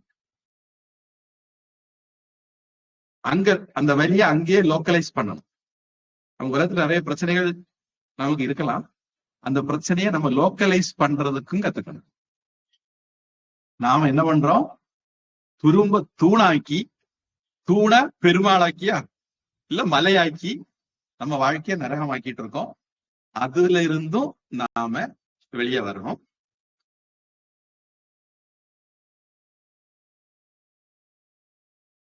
நிறைய சொல்லணும்னு நினைச்சேன், ஏதோ கொஞ்சம் ஞாபகம் வந்தது சொன்னேன். ஏதாவது கேள்வி இருந்தா கேட்கலாம். ஒருவேளை கேள்வி இல்லைன்னா அடுத்து சொல்லுவோம். சுவாமிஜி, ஜீவாத்மா பரமாத்மா ரெண்டும் வித்தியாசமா? அதாவது ஆத்மா அப்படிங்கிறது ஒண்ணு அப்படிங்கறத நாம கண்டுபிடிக்க போறோம். இப்போதைக்கு இந்த ஒரு முதல் 6 அத்தியாயத்துல நம்ம ஜீவாத்மாவை பத்தி தான் பேசுறோம்னு வச்சுக்கலாம். அடுத்த 6 அத்தியாயத்துல பரமாத்மாவை பத்தி பேசுவோம். அதுக்கப்புறம் 6 அத்தியாயத்துல 2 பேரும் ஒண்ணுன்னு முடிக்க போறோம். E = mc². சமத்துக்கு இந்த பக்கமும் சம்பந்தமே இல்லை. 100 கழித்தல் 97 சமம் 93ன்னு வச்சுக்குவோம். 100 கழித்தல் 93 சமம் 4 கூட்டல் 3. இப்படி நான் ஒண்ணு சொன்னேன்னா, ஒரு சின்ன குழந்தை என்ன பண்ணும்? நல்ல காதுல மூச்சுத்துவாரு. மொட்டை தலையில மிளகா அரைச்சிருவாங்களே. இந்த பக்கம் 100 3 டிஜிட், 93 2 டிஜிட், மைனஸ் கழித்தல் குறி. இந்த பக்கம் சமத்துக்கு இந்த பக்கம் 4 3 கூட்டல் குறி. ஒண்ணுக்கொண்ணு சம்பந்தமே இல்லை. 93 ஒரு 3, இங்க ஒரு 3 இருக்கிறத தவிர சம்பந்தமே இல்லை. ஒண்ணுன்னு சொல்லாங்க. இங்க 5 டிஜிட் இருக்கு, இங்க 2 ஒத்தையா 2 டிஜிட் தான் இருக்கு. எப்படி ஒண்ணு இதுவும் சமமாகும்? அப்படின்னு தோணும். எல்கேஜி யூகேஜி பிள்ளைகளுக்கு மேக்ஸ்ல எல்கேஜில இருக்கிறவங்களுக்கு தோணும். ஆனா ரெண்டும் சமம் தான். அது மாதிரி இப்போதைக்கு ஜீவாத்மா வேற, பரமாத்மா வேற அப்படின்னு நம்ம பயணத்தை ஆரம்பிப்போம். ஏன்னா நமக்கு இப்போதைக்கு இந்த உடம்பு மேல அபிமானம் இருக்கு, புத்தி மேல அபிமானம் இருக்கு, பிராணன் மேல அபிமானம் இருக்கு, மனசு மேல அபிமானம் இருக்கு, நம்ம சுத்தி இருக்கிறவங்கள் மேல நம்முடையது அப்படிங்கிற மமக்காரம் இருக்கு, அகங்காரம் மமக்காரம் எல்லாம் இருக்கிறதுனால யாரு அகங்கார மமக்காரத்தோட இருக்காங்களோ அந்த ஆத்மா ஜீவாத்மா. நான் வேற, நீங்க வேற, நான் வேற, மொபைல் வேற, நான் வேற, டேபிள் வேற, நான் வேற, வீடு வேற, நான் வேற, கார் வேற, நான் வேற, உலகம் வேற, இப்படி எல்லாம் வேற வேற நினைக்கிற ஆள் ஜீவாத்மா. பரமாத்மான்னு இந்த ஜீவாத்மாவுக்கு பரமாத்மான்னு ஒரு ஆள் இருக்காரு. அவரு பெரிய ஆள், அவரு எல்லாம் தெரிஞ்சவர், அவரு எந்த துன்பத்துக்கும் பாதிக்கப்படாதவர். ஜீவாத்மாவா இருக்கிறதுனால நமக்கு ஒரு பரமாத்மா தேவைப்படுறாரு. நாம ஒரு பரமாத்மாவை இப்போதைக்கு கற்பனை பண்றோம். இந்த பிசிக்ஸ்ல, கெமிஸ்ட்ரியில, முக்கியமா பிசிக்ஸ்ல நினைக்கிறேன், நாம ஒரு ஈக்குவேஷன் பண்ணும்போது இதை எக்ஸ் என்க, இதை ஒய் என்க, 2x + 3y = 5 அப்படின்னு ஆரம்பிச்சு கணக்கு போட்டுக்கிட்டே வந்து அப்புறம் ஒரு கட்டத்துல எக்ஸ் என்னன்னு கண்டுபிடிச்சிருவோம். அது மாதிரி இப்ப ஜீவாத்மானா எக்ஸ்ன்னு வச்சுக்கோங்க, பரமாத்மானா ஒய்ன்னு வச்சுக்கோங்க. இப்போதைக்கு நம்ம அப்படி ஈக்குவேஷன் ஆரம்பிக்கிறோம். இந்த எக்ஸ் ஒய்க்கு விடைய நாம பிறகு கண்டுபிடிப்போம். இப்போதைக்கு நான் இந்த உடம்பு, எனக்கு பிள்ளை குட்டிகள் எல்லாம் இருக்காங்க, எனக்கு குடும்பம் குழந்தைகள் எல்லாம் இருக்காங்க, நான் இந்த மதத்தை சார்ந்தவன், நான் இந்த ஜாதியை சார்ந்தவன், நான் இந்த மொழியை சார்ந்தவன், நான் இந்த ஊரை சார்ந்தவன், இப்படின்னெல்லாம் காம்ப்ளெக்ஸோட இருக்கிற இந்த மனுஷனை நாம ஜீவாத்மா அப்படின்னு சொல்லுவோம். அப்படி உலகத்துல ஜீவாத்மாக்கள் நிறைய இருக்கு. ஜீவாத்மா எத்தனை இருக்குன்னு கேட்டா நிறைய இருக்கு. 5 லிட்டர் பானை, 4 லிட்டர் பானை, 3 லிட்டர் பானை நிறைய இருக்குல்ல. அது மாதிரி ஜீவாத்மாக்களும் நிறைய இருக்கு. இந்த ஜீவாத்மாக்களை எல்லாம் படைச்ச ஒரு ஆள் வேணுமே. பானையை படைக்கிறதுக்கு ஒரு குயவன் வேணுங்கிறது மாதிரி ஜீவாத்மாக்களை படைச்ச ஒருத்தன் வேணுமே. அந்த ஆளை நம்ம பரமாத்மான்னு வச்சுக்கிடுவோம். முதல்ல என்னது போசிங்னா, இங்கிலீஷ்ல ஒரு வார்த்தை சொல்லுவாங்களே, ஒரு கருதுகோள், எடுகோள் அப்படின்னு தமிழ்ல சொல்லுவாங்க. நம்ம முதல்ல அப்படி எடுத்துக்குவோம். எடுத்துக்கிட்டு நம்முடைய பயணத்தை தொடங்கினா கொஞ்சம் கன்ஃபியூஷன், சிக்கல் குறைவா இருக்கும். இல்லைன்னா ரொம்ப கன்ஃபியூஷனா இருக்கும். அதனால இப்போதைக்கு நீங்க ஒரு ஜீவாத்மா, நான் ஒரு ஜீவாத்மா, ஒவ்வொருத்தரும் ஒவ்வொரு ஜீவாத்மா.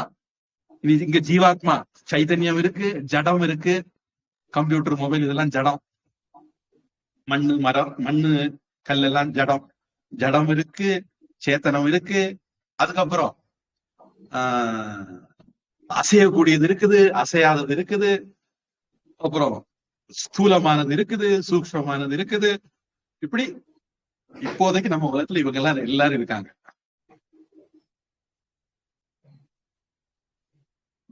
இப்ப ஜீவாத்மான என்னன்னு புரிஞ்சுதா? புரிஞ்சுது சாமி.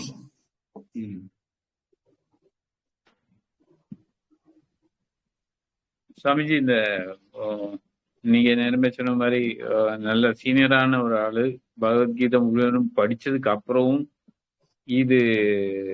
அவருக்கு இது பொய்யா தோன்றதுக்கு இல்ல காரணம், அவருக்கு ஏன் அது புரிய வரல? அது ஒரு பெரிய டாபிக். அந்த டாபிக்கை ஒதுக்கி வச்சிருக்கேன் சொல்லாம. ஒரே வார்த்தையில சொன்னதா இருந்தா, அதிகாரித்துவம் அப்படின்னு ஒரு வார்த்தை இருக்கு. பொதுவா நாம இந்த வேதாந்தத்துக்குள்ள எல்லாம் வர்றதுக்கு முன்ன சில விஷயங்களை பார்த்துக்கிட்டு தான் வருவோம். அதுல அதிகாரித்துவம் அப்படிங்கிறது ஒண்ணு. நமக்கு அதுக்கு ஏத்த ஒரு பெண்ட் ஆஃப் மைண்ட் வேணும். அப்பந்தான் அந்த விஷயங்களை கிரகிக்க முடியும். மழை பெய்யுது, பாத்திரத்தை இப்படி கமுத்தி வச்சிருக்கீங்க, ஒரு துளி நிறையாது. நீங்க பாத்திரத்தை நிமித்து வைக்கணும், அப்பதான் நம்ம பாத்திரம் நிறையும். இதுக்கு ஸ்ரத்தை அப்படிம்பாங்க. அதாவது சாதன சதுஷ்டயம் அப்படின்னு ஒண்ணு இருக்கு. அதுல அதிகாரித்துவம் அப்படிங்கிறது ஒண்ணு. அந்த அதிகாரித்துவத்துல 4 விஷயம் இருக்கு. அந்த அதிகாரித்துவத்துல 4 விஷயம் தான் சாதன சதுஷ்டயம் சொல்றோம். விவேகம், முதல்ல விவேகம் வேணும், அடுத்தது வைராக்கியம் வேணும், அடுத்தது சமாதி சட்க சம்பத்தி, கடைசியா முமுட்சுத்துவம், மோட்சம் அடையணும், நிம்மதி வேணுங்கிற ஆசை. சமாதி சட்க சம்பத்திங்கிற விஷயத்துலதான் பெரிய பிரச்சனைகள் வர்றது. அது என்ன அப்படின்னா மன அடக்கம், அதாவது வெளி இந்திரியங்கள் அடக்கம், உள் இந்திரியங்கள் அடக்கம், அப்புறம் பொறுமை, அப்புறம் ஸ்ரத்தை. அதுல வரக்கூடிய ஒரு இதுதான் ஸ்ரத்தை. ஸ்ரத்தைன்னா என்னன்னா குரு சொல்றதுலயும் சாஸ்திரம் சொல்றதுலயும் நம்பிக்கை. நம்பிக்கை அப்படின்னா கண்மூடித்தனமான நம்பிக்கை கிடையாது. அவங்க சொல்றது புரியலைன்னா கேள்வி கேட்கலாம், புரியற வரைக்கும் கேள்வி கேட்கலாம். ஆனா நீ என்ன சொன்னாலும் அது தப்பாதான் இருக்கும் அப்படிங்கிற கோணத்துல அணுகாம இவங்க என்ன கோணத்துல சொல்ல வராங்க. இப்ப விர்ச்சுவல் மிஷின் நான் சொன்னேன், கேட்கறதுக்கு பிரமிப்பா இருக்கும். அப்ப நீங்க ஒரு கம்ப்யூட்டர் தெரிஞ்ச ஆள்கிட்ட போய் கேட்டு அதை தெரிஞ்சுக்கலாம். சரி, இவங்க ஏதோ ஒரு விஷயத்த சொல்றாங்க, நமக்கு புரியல, நாம அதை கேட்டு தெரிஞ்சுக்குவோம், என்னதான் தெரிஞ்சுக்குவோம் அப்படின்னு. அல்லது இது எப்படி வேலை செய்யுது, ஒரு மெமரி கார்டுல அழிச்சு அழிச்சு அழிச்சு அழிச்சு எத்தனை ஜிபி வேணாலும் போட்டுட்டு இருக்கோம், இது எப்படி சாத்தியமாகுது? அப்படி அழிச்சுன்னா அழிஞ்சு போச்சு இல்ல, திருப்பி எப்படி ஒரு சாஃப்ட்வேர் வச்சு ரெக்கவர் பண்ணி எடுக்க முடியும்? அப்ப அதனுடைய வேலை முறை எப்படி இருக்கு, ஒரு மெமரி கார்டு அல்லது ஒரு ஹார்ட் டிஸ்குடைய வேலை முறை எப்படி இருக்கு, இதை நம்ம தெரிஞ்சுக்க முயற்சி பண்ணணும். இந்த மாதிரி ஒரு பூஜ்ய பாவனை, அதுக்கு ஸ்ரத்தைன்னு பேரு. நம்ம அம்மா சொல்றாங்க நம்ம கேட்கிறோம், அப்பா சொல்றாங்க கேட்கிறோம், பெரியவங்க சொல்றாங்க கேட்கிறோம், அல்லது நமக்கு ஒரு ஆளு ஆதர்ஷமா இருக்காரு, அது விஜயா கூட இருக்கலாம். அணில் குஞ்சு விஜய், அணில் குஞ்சுகளுக்கு எல்லாம் விஜய் ஒரு ஆதர்ச குரு சொல்லு, இப்படி அவங்க சொல்ல நான் நம்புறோம் இல்லையா? இந்த மாதிரி இதுக்கு ஸ்ரத்தை அப்படின்னு பேரு. இந்த மாதிரி குரு வேதாந்த வாக்கியேஷு ஸ்ரத்தா, அந்த ஸ்ரத்தை ரொம்ப முக்கியம். அது இருந்ததுன்னா நம்ம அடுத்த கட்டம் என்ன பண்ணுவோம்னா, இது எப்படி சரியா இருக்க முடியும் அப்படின்னு கேள்வி வைப்பமே தவிர இது சரியா இருக்க முடியாதுன்னு முடிவு பண்ண மாட்டோம். அது ரொம்ப முக்கியம். அப்ப இந்த மன அடக்கம் இதெல்லாம் இல்ல, சமாதானம் அப்படின்னு ஒண்ணு. சமாதானம்ங்கிறது மன ஒருமைப்பாடு, கேட்ட விஷயத்துல சிந்திக்கிறது, அதெல்லாம் அடங்குனது. இதெல்லாம் நம்ம சைடு பை சைடு செய்யணும். வெறுமனே கேட்ட சினிமா பாட்டு கேட்கறது மாதிரி 4 தடவை கேட்ட சினிமா பாட்டு மனப்பாடம் ஆயிரும். பூஜ்ய சாமிஜி அவரு தமிழ்நாட்டுல சுத்துறதே குறவு, ஆனாலும் ஒய் திஸ் கொலவெறி கொலவெறி பாட்டெல்லாம் பாடுவாரு. அவருக்கு ஒருவேளை கேட்டிருக்கலாம், அல்லது யாராவது அவருக்கு இப்படி ஒரு பாட்டு இருக்கு சாமி சொல்லியிருக்கலாம், அதை உள்ள வாங்கி வச்சுக்கிட்டாரு, அவ்வளவுதான். அப்போ ஒரு பாசிவ் இன்ஃபர்மேஷனா இல்லாம நாம அதை பத்தி சிந்திக்கிறதும், எவ்வளவுக்கு எவ்வளவு சிந்திக்கிறோமோ அந்த அளவுக்கு அது நம்முடைய கருத்தாக, நம்முடைய சிந்தனையாக மாறும். அப்படி மாறும்போது அது உடுக்கை இழந்தவன் கை போல அங்கே இடுக்கண் களைவதான் நட்புன்னு நம்ம வாழ்க்கையில பிரச்சனை வரும்போது அது கை கொடுக்குற மாதிரி வரும். ஒரு உதாரணம் சொல்லுவாங்க, ரசகுல்லா அல்லது ஊறுகாய். முதல்ல ரசமும் குல்லாவும் வேற, அப்புறம் ஒரு 4-5 மாசம் கிடந்த பிறகு ரசத்தையும் குல்லாவையும் பிரிக்க முடியாது, ஊறுகாயையும் உப்பையும் காரத்தையும் எல்லாம் பிரிக்க முடியாது, ஒண்ணுக்குள்ள ஒன்னா ஐக்கியமாயிடும். அது மாதிரி இந்த ஞானம் நமக்குள்ள ஐக்கியமாகணும், அதுக்கு கொஞ்சம் அவகாசம் எடுக்கும், நாம பயிற்சியும் பண்ணணும். பல பேர் பயிற்சி பண்றது இல்ல. இப்ப நான் சொன்னவருக்கு ஜபத்துல நம்பிக்கை கிடையாது, தியானத்துல நம்பிக்கை கிடையாது, அந்த பயிற்சி எதுவுமே கிடையாது. தீவிர இந்து உணர்வாளர், அவ்வளவுதான். அதுல என்னவோ அவருக்கு பகவத்கீதை மேல ஒரு முன்ஜென்ம புண்ணியத்தினால என்னமோ ஒரு ஈடுபாடு வந்துட்டு பகவத்கீதையை படிப்பாரு. பகவத்கீதையில சயின்ஸ் இருக்குன்னு எல்லாம் சொல்லுவாரு. பகவத்கீதைக்கு சயின்ஸுக்கு சம்மந்தமே இல்லை. பகவத்கீதை சயின்ஸுக்கு அப்பாற்பட்ட விஷயத்தை பத்தி பேசுது. ஆனா அவர் என்ன நினைப்பாருன்னா, பகவத்கீதை சயின்ஸை பத்தி பேசுது. இப்ப நமக்கு ஒரு 16வது ஒரு ஸ்லோகம் வருது, இத மாதிரி சில ஸ்லோகங்கள் எல்லாம் வரும்போது இது ஆற்றலின் அழிவின்மை விதி அப்படின்னு எல்லாம் சொல்லுவாரு. அது அவருடைய கண்ணோட்டம். அதனால ஒவ்வொரு சப்ஜெக்ட் எல்லாவற்றையும் நாம கிரகிக்கிறதுக்கு நமக்கு அந்த பெண்ட் ஆஃப் மைண்ட் வேணும். நீங்க இப்ப சில பேர் மியூசிக் கத்துக்கிட போவாங்க, தலையில நின்னாலும் மியூசிக் வராது. சில பேரு படம் வரைய போவாங்க, தலையில நின்னாலும் படம் வரையாது. ஏன்னா அவங்களுக்கு அந்த பெண்ட் ஆஃப் மைண்ட் இருக்கணும். அந்த பெண்ட் ஆஃப் மைண்ட் இருக்கிறவங்களுக்கு இயல்பாகவே வரும். அவங்களுக்கு ஒரு குரு அமைஞ்சாங்கன்னா அது ரொம்ப அற்புதமா வெளிப்படும். அதனால குரு இருக்கிற ஒன்னதான் வெளியே கொண்டு வர முடியும், புதுசா ஒன்ன உள்ள போட முடியுமாங்கிறது கொஞ்சம் கேள்விக்குரிய விஷயம்தான். விதிவிலக்கான குருமார்கள் இருப்பாங்க, ஆனா பொதுவா. அதனால சாதன அதிகாரித்துவம்னு ஒண்ணு இருக்கு. அந்த அதிகாரித்துவம் இருக்கிற ஒருத்தருக்கு தான் விஷயம் கைவரும். ரெண்டாவது, அவர் அதை சாதனை பண்ணணும். இந்த சாதனைகள்ல புஷ்கல சாதனம், அந்தரங்க சாதனம், பகிரங்க சாதனம், முக்கிய சாதனம், சககாரி சாதனம், உபகாரி சாதனம், சாட்சாத் உபகாரகம், ஆராத் உபகாரகம், இப்படி எல்லாம் நிறைய செக்ஷன் இருக்கு. அது ஒரு பெரிய டாபிக். நாம அப்படி போற போக்குல அதெல்லாம் கீதையில பார்ப்போம். அந்தந்த இடங்கள் வரும்போது நான் அதை கூடுதலா இப்ப இது வரைக்கும் பார்த்த ஸ்லோகத்தை அதுக்கு ஒரு சரியான பெர்ஸ்பெக்டிவ் இந்த கிளாஸ்ல கொடுத்தது மாதிரி அது மாதிரி தரதுக்கு முயற்சி பண்றேன். பெரியவங்க இதெல்லாம் ரொம்ப பக்காவா டிசைன் பண்ணி வச்சிருக்காங்க. நாம இத கேட்டுட்டு இனி அடுத்த வாரம் வர்றது வரைக்கும் இதை பத்தி நீங்க சிந்திக்கவும் வேணும். நடக்கக்கூடிய ஒவ்வொரு விஷயத்திலையும் இப்படி பகுத்து பார்க்கணும், விவேக புத்தியை பயன்படுத்தணும். இது நானா, இது ஆத்மாவா? இல்ல இன்னொரு விஷயம் வேணா சொல்லி வைக்கிறேன். ஆத்மா அப்படின்னு ஒண்ணு இன்ட்ரோடியூஸ் பண்ணிட்டேன். ஆத்மா இல்லாதது எல்லாம் அனாத்மா. அனாத்மானா ஆத்மா அல்லாததுன்னு அர்த்தம். அப்போ இந்த உடம்பு அனாத்மா, புத்தி அனாத்மா, மனசு அனாத்மா, மொபைல் போன் அனாத்மா, ட்ரெஸ் அனாத்மா, வண்டி அனாத்மா, வீடு அனாத்மா, உலகம் அனாத்மா. அப்ப ஆத்மா அனாத்மா. அப்ப நம்ம ஒவ்வொரு ஒன்றையும் பார்க்கும் போதும் இது ஆத்மாவா அனாத்மாவா அப்படிங்கிறது மாதிரி நமக்கு ஒரு யோசனை வரும். அந்த மாதிரி நம்முடைய பெண்ட் ஆஃப் மைண்ட மாத்தணும், பழக்கப்படுத்தணும். அப்படி பழக்கப்படுத்தி வரும்போது நமக்கு இந்த கிளாரிட்டி, இந்த போலராய்டு கேமரா பத்தி பேசணும் இல்ல போன வாரத்துல, இந்த போலராய்டு கேமரா மாதிரி நமக்கு கிளாரிட்டி அதிகமாயிட்டே வரும். கிளாரிட்டி அதிகமாக அதிகமாக நிம்மதி அதிகமாயிட்டே வரும். உலகத்தை நம்ம சுத்தி நிறைய விஷயங்கள் நடக்கும். தாமரையில தண்ணி மாதிரி நாம இருப்போம், நம்மளை எதுவும் ஒட்டாது.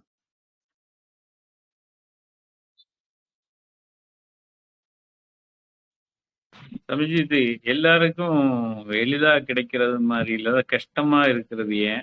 அது ஏன் அப்படி வச்சிருக்காங்க?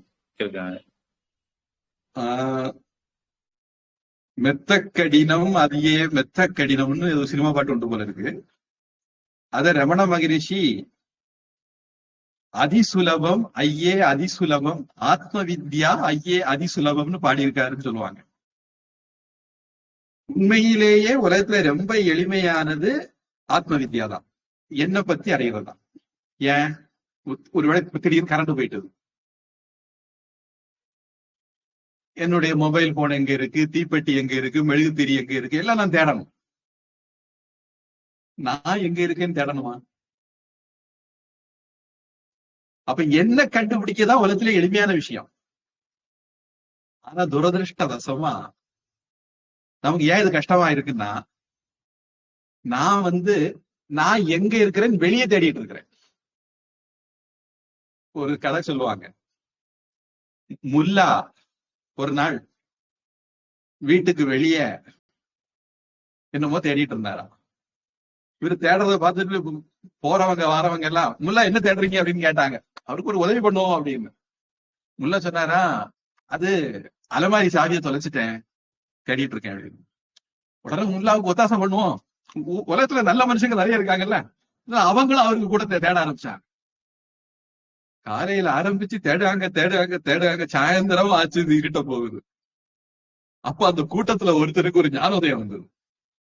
அவன் முல்லாட்ட வந்தா, முல்லா சாவியை எங்க தொலைச்சிங்க அப்படி, வீட்டுக்குள்ள அப்படி, வீட்டுக்குள்ள வெளியே தேடுறா எப்படி கிடைக்கும்?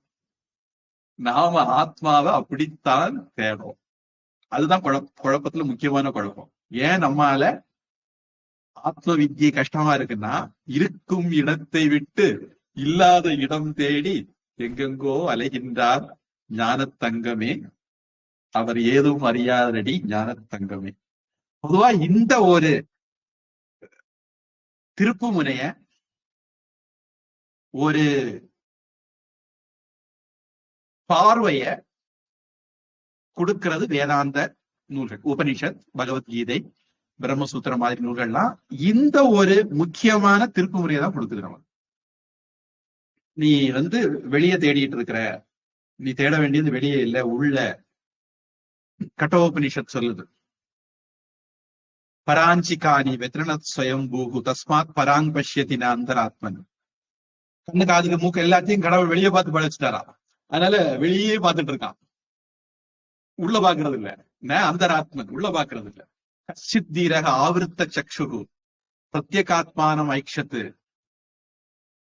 ஏதோ ஒரு அறிவாளி உள்ள பாக்குறான், ஆத்மாவை அறியணும்னு நினைச்சு உள்ள பாக்குறான், அவன் தான் கண்டறிகிறான் அப்படின்ட்டு கட்டோபனிஷத்துல ஒரு வரி வருது. அதனால இதுல உண்மையிலே இது ஈஸியான விஷயம்தான். சிக்கல் எங்க வருதுன்னா, நமக்கு பற்றுதல் இருந்தா சிக்கல் வரும். நான் அப்படிங்கிற அகங்காரம் இருந்தா சிக்கல் வரும். என்னுடையது அப்படிங்கிற மமக்காரம் இருந்தா சிக்கல் வரும். இந்த மாதிரி விஷயங்கள்லாம், இப்போ கண்ணாடியில முகம் தெரியலன்னா என்ன பண்ணுவீங்க? உங்க மூஞ்சிய துடைப்பீங்களா? கண்ணாடியை துடைக்கணும். கோளாறு கண்ணாடியில இருக்கு, முகத்துல இல்ல. அத மாதிரி நம்மள நாம தெரிய முடியாம இருக்கிறதுக்கு நமக்கு ஒரு மறைப்பு இருக்கு. அந்த மறைப்பை நம்ம நிக்கிறோம். ஆக்சுவலா நம்மள அடைய வேண்டியது இல்ல, நம்மள பார்க்க வேண்டியதே இல்ல. ஒரு மறைப்பு நம்மள தெரியாம, நமக்கு நம்மளே தெரியாம பண்ணுது. கீதையிலே ஒரு ஸ்லோகம் பிறகு வரும், 3வது அத்தியாயம் நினைக்கிறேன்.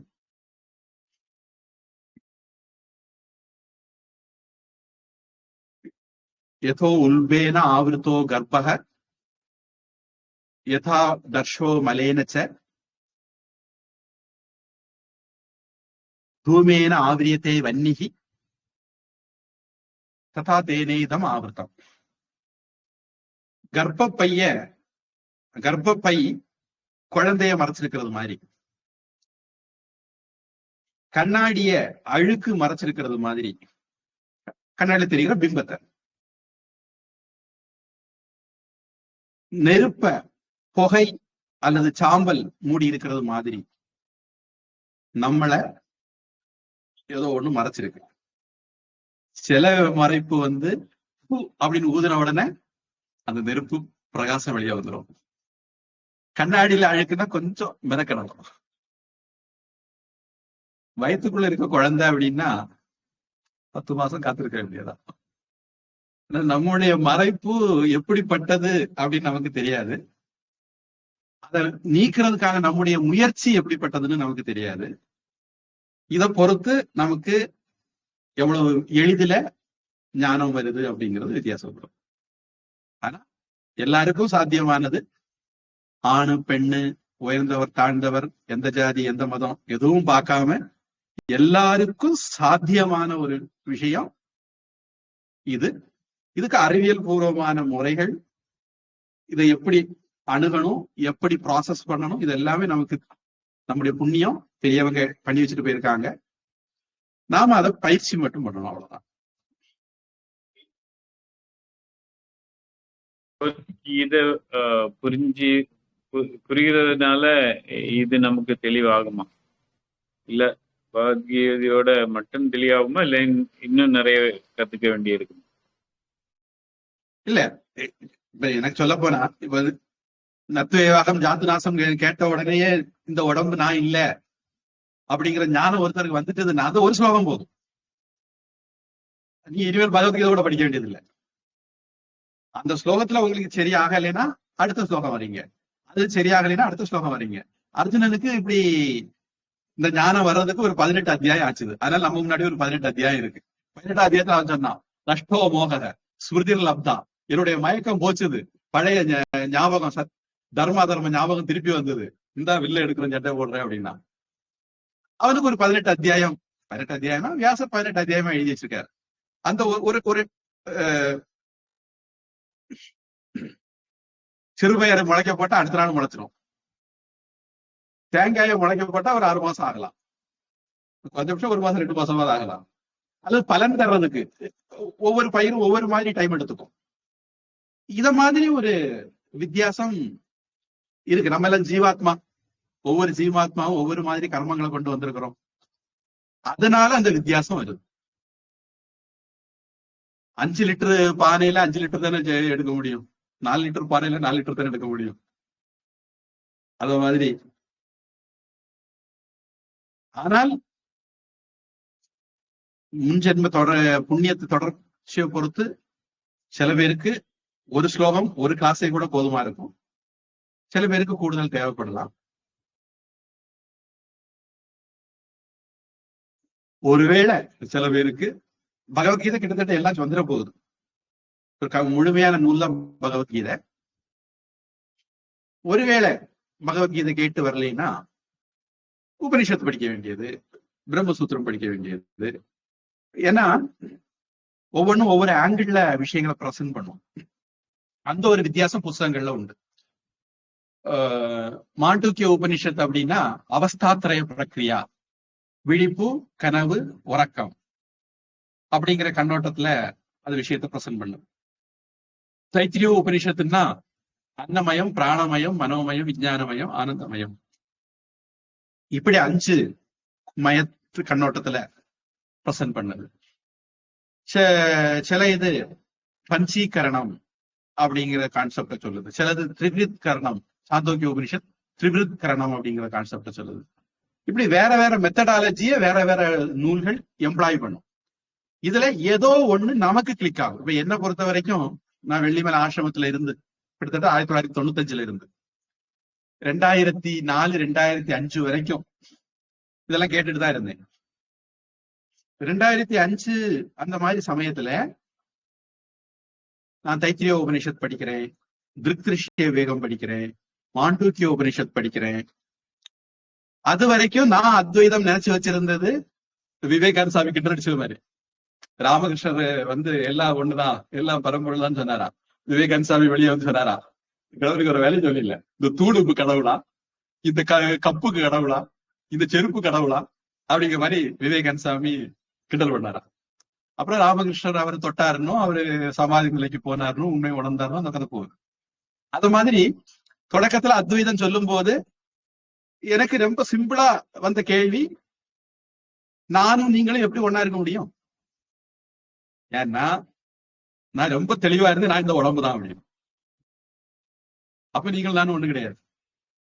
அப்ப இந்த இதுல எனக்கு தெளிவு வர்றதுக்கு எனக்கு திருஷ்ய விவேகம், தைத்திரிய உபனிஷத் பாஷ்யம், மாண்டூக்கிய காரிக்கா, மாண்டூக்கிய உபனிஷத் கூட இல்ல, மாண்டூக்கிய காரிக்கா. எனக்கு தெரிஞ்சு நீங்க யாரா இருந்தாலும் மாண்டூக்கிய காரிக்கா படிச்சீங்கன்னா தெளிவு வந்துடும். ராமாலே சொல்லியிருக்காரு அனுமாருக்கு, மாண்டூக்கியமேவ அலம் முமுக்ஷூனா, முமுக்ஷுக்கு மாண்டூக்கியம் மட்டுமே போதுண்டா அப்படின்னு. அது ரொம்ப கேட்கறதுக்கு புரியறதுக்கு ரொம்ப அதிகம் பக்குவம் வேணும். கீதை ரொம்ப தொடக்கநிலை சாதகனுக்கே எளிமையானது, எல்லாத்துக்கும் ஒரு ஜிஸ்ட் கீதையிலே வந்துடும். புரியாம இருக்கிறதுக்கு வாய்ப்பு ரொம்ப கம்மி. அப்படி புரியலைன்னா ஒன்னும் நஷ்டம் இல்லை, இன்னொரு உபனிஷத் படிக்கிற வாய்ப்பு கிடைச்சதுன்னு படிச்சுக்க வேண்டியது. சமிஜி, அது மாதிரி உணர்ச்சிகள் உடம்புக்கு மட்டுமா இல்ல ஆத்மாவுக்கும் உணர்ச்சிகள் கிடைக்கும்? உணர்ச்சிகள் எக்ஸ்பீரியன்ஸ் ஆகும். ஆத்மாவுக்கு நம்முடைய டெபினிஷன் படி அது கர்த்தாவும் இல்ல, போக்தாவும் இல்லை. கீதையிலேயே அடுத்தடுத்த ஸ்லோகங்கள் அந்த அபிப்பிராயம் கிருஷ்ணனை சொல்ல போறாரு. அது கர்த்தாவும் இல்லை, போக்தாவும் இல்லை, அதை எதையும் அனுபவிக்கிறதும் இல்லை, செய்யறதும் இல்லை. இதுதான் ஆத்மாவுக்கு நாம கொடுக்கிற டெபினிஷன். அப்ப யாராவது அனுபவிக்கிறாங்க, யாராவது செய்யறாங்கன்னு அது யாரு? அது ஜீவாத்மா. ஆத்மாவுக்கு அது கிடையாது. நமக்கு உண்மையான நமக்கு அது கிடையாது. நான் கற்பனை பண்ணி வச்சிருக்கிறது, அத்தியாசம் பண்ணி வச்சிருக்கிறது, அதுக்கு அதெல்லாம் இருக்கு. அது ஒரு கன்ஃபியூஷனால ஏற்படுறது. உண்மையான நானுக்கும் இந்த சரீரத்துக்கும் இடையில ஒரு கன்ஃபியூஷன், ஒரு குழப்படி நடக்குது. அந்த குழப்படியினால ஏற்படக்கூடிய தோற்றம், வேதனைகள், உணர்ச்சிகள் எல்லாம் நமக்கு இருக்குதுன்னு நான் நினைக்கிறேன்.